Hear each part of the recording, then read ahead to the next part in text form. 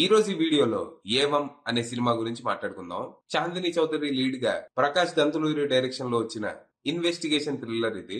ఈ cinema story ఏంటి, దాని మీద నా ఒపీనియన్ ఏంటి అనేది ఇప్పుడు తెలుసుకుందాం పదండి.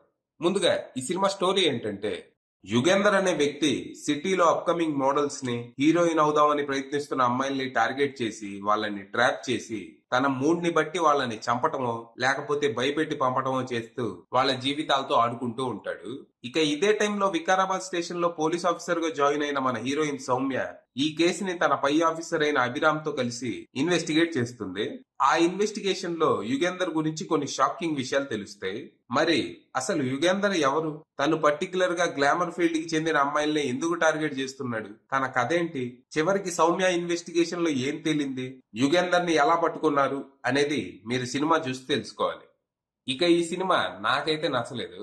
సినిమాలో స్టోరీ లైన్ వరకు బానే ఉంది కానీ ఆ స్టోరీని ఎలా తీస్తే మనకి విరక్తి వస్తుందో కనుక్కొని మరీ తీసినట్టుంది సినిమా. జనరల్ గా ఇన్వెస్టిగేషన్ థ్రిల్లర్లు అంటే gripping narrative, tight screen play ఉండాలి. కానీ ఇక్కడ అలాంటివి ఏమి ఉండవు. సినిమా ఏదో సీరియల్ లా సాగుతున్నట్టు ఉంటది.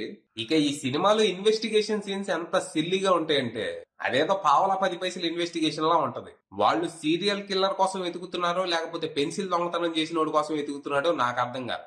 ఇక ఈ సినిమాలో క్యారెక్టర్స్ కూడా అంత బలంగా ఏముండవు. ఏదో పై పైన రాసేసినట్టు ఉంటాయే తప్పితే క్యారెక్టర్ డెవలప్మెంట్ అనేదే ఉండదు. దాంతో మనం ఏ క్యారెక్టర్ కి ఎమోషనల్ గా కనెక్ట్ కాం.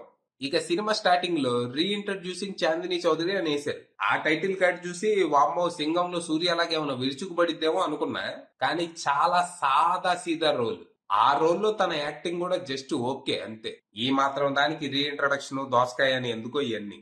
ఓవరాల్ గా సినిమాలో ఉన్న పాజిటివ్స్ విషయానికి వస్తే ఇంట్రెస్టింగ్ స్టోరీ లైన్, యుగేందర్ గా వశిష్ఠ సింహ పర్ఫార్మెన్స్. ఇక నెగటివ్స్ విషయానికి వస్తే writing, editing, music, direction. Final గా చెప్పేది ఏంటంటే టైం వేస్ట్. ఒకవేళ మీరు కూడా మీ టైం వేస్ట్ చేసుకోవాలి అనుకుంటే ప్రస్తుతం ఈ సినిమా ఆహాలో స్ట్రీమ్ అవుతుంది.